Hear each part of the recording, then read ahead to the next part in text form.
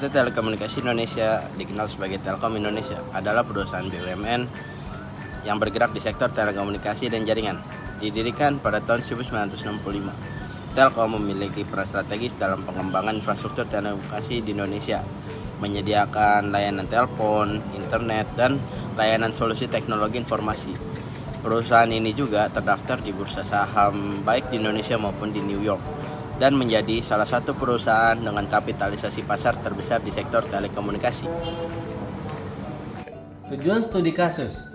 Studi ini bertujuan untuk menganalisis bagaimana PT Telkom Indonesia mengelola tantangan industri telekomunikasi yang berkembang pesat, menerapkan perencanaan strategis, serta mengelola kepemimpinan, organisasi, dan koordinasi dalam mencapai pertumbuhan dan efisiensi. Visinya adalah mewujudkan pelayanan informasi publik yang transparan dan akuntabel untuk memenuhi hak permohonan informasi publik sesuai dengan ketentuan perundang-undangan. Dan misinya adalah menyediakan informasi publik yang akurat dan dapat dipertanggungjawabkan, menyediakan layanan informasi publik yang cepat, tepat, waktu, dan sederhana, manfaatkan teknologi informasi dan komunikasi untuk mendukung pengelolaan informasi publik. Struktur organisasi PT Telkom Indonesia biasanya terdiri dari: 1. Ada Dewan Direksi yang bertugas memimpin dan mengawasi seluruh operasional perusahaan. Selanjutnya ada Dewan Komisaris yang bertugas mengawasi dan memberikan nasihat kepada Dewan Direksi. Selanjutnya divisi utama. Pertama ada divisi keuangan yang tugasnya mengelola anggaran, laporan keuangan, dan menganalisis keuangan. Lalu ada divisi sumber daya yang tugasnya itu mengurus rekrutmen, pelatihan, dan pembangunan karyawan. Lalu divisi pemasaran yang bertugas mengelola strategi pemasaran dan penjualan produk dan layanan. Lalu divisi teknologi informasi bertanggung jawab atas pengembangan dan pemeliharaan infrastruktur TI. Divisi operasional mengelola layanan dan jaringan telekomunikasi. Selanjutnya ada unit bisnis. Terdapat unit-unit spesifik yang mengalami produk tertentu seperti layanan mobile, internet, dan corporate solution.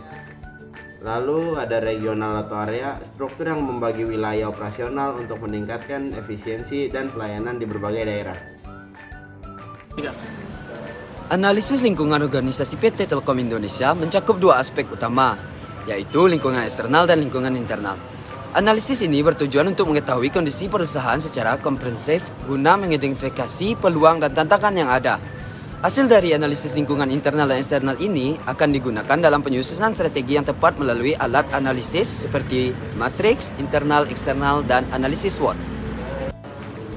Dalam analisis lingkungan organisasi terdapat dua faktor, yaitu yang pertama lingkungan eksternal atau pastel. Analisis eksternal mencakup faktor-faktor yang mempengaruhi bisnis dari luar perusahaan. Dalam model Pasteur, faktor-faktor tersebut meliputi yaitu politik, kebijakan pemerintah yang mendukung infrastruktur digital dan regulasi telekomunikasi.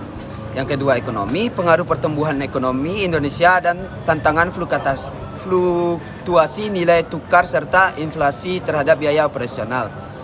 Terus ada sosial, perubahan perilaku konsumen yang semakin mengarah ke digitalisasi dan peningkatan penggunaan internet.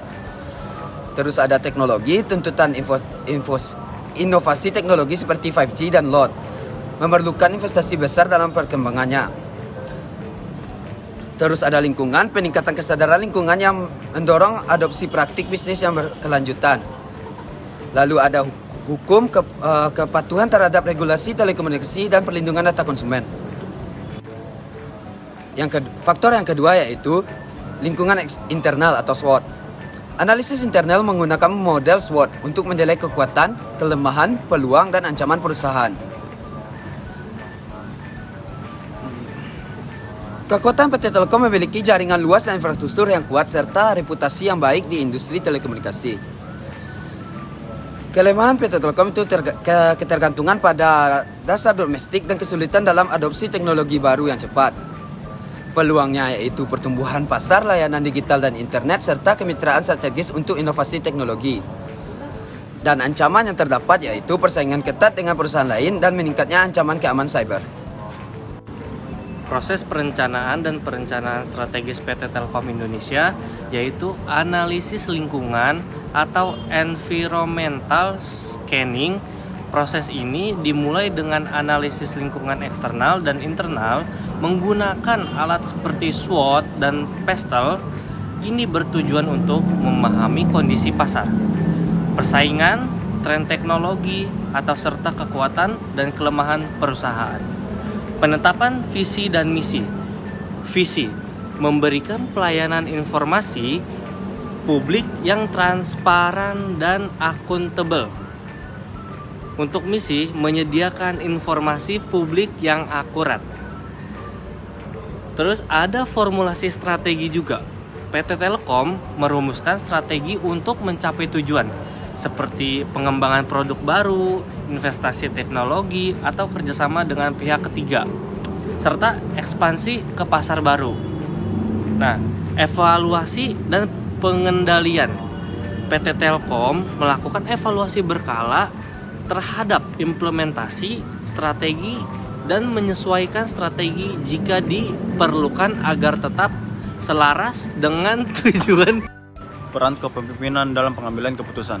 Peran kepemimpinan dalam pengambilan keputusan di PT Telkom sangat penting untuk memastikan keselarasan antara tujuan strategis dan operasional sehari-hari, terutama dalam menghadapi kompleksitas industri telekomunikasi. Berikut adalah beberapa aspek utama. Yang pertama adalah menemukan visi dan arah strategis. Kepemimpinan bertanggung jawab untuk menetapkan visi jangka panjang dan prioritas bisnis seperti layanan, digital, dan transformasi organisasi. Pengambilan keputusan berbasis data. Pemimpin menggunakan teknologi seperti big data dan kecerdasan buatan untuk membuat keputusan yang didasarkan pada data yang akurat. Pengelolaan risiko. Pemimpin merumuskan strategi mitigasi risiko melalui analisis skenario, mengatasi tantangan seperti perubahan regulasi dan disrupsi teknologi. Mendorong inovasi dan transformasi digital. Kepemimpinan berinvestasi pada teknologi baru seperti 50 dan 10T, seperti mempercepat transformasi digital di seluruh bisnis. Pengembangan SDM dan budaya. Pemimpin membentuk budaya inovasi dan kolaborasi, serta mengembangkan SDM melalui program pelatihan yang mendukung transformasi digital, menginspirasi dan motivasi. Pemimpin menggunakan pendekatan transformasional untuk menginspirasi dan motivasi karyawan mencapai target dan berinovasi. Contoh keputusan penting yang telah diambil oleh pemimpin organisasi, yaitu di tengah pandemi, Telkom Indonesia melalui anak perusahaannya, yaitu Telkom, meluncurkan layanan 5G secara komersial pada tahun 2021. Keputusan ini bertujuan untuk mendukung percepatan transformasi digital di Indonesia dan membuka peluang bisnis baru di sektor industri berbasis teknologi tinggi.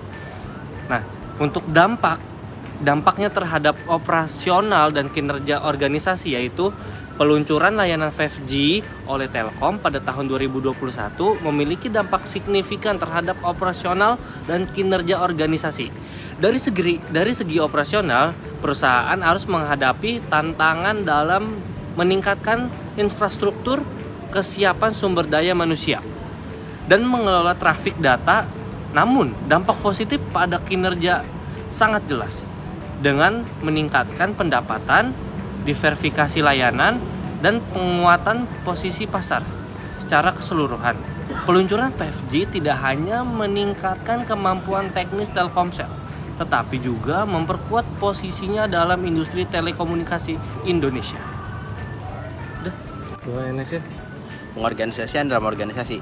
Pengorganisasian PT Telkom Indonesia mencakup beberapa komponen penting untuk memastikan operasional yang efektif dan pencapaian visi perusahaan sebagai penyedia layanan digital terdepan. Berikut penjelasan singkatnya.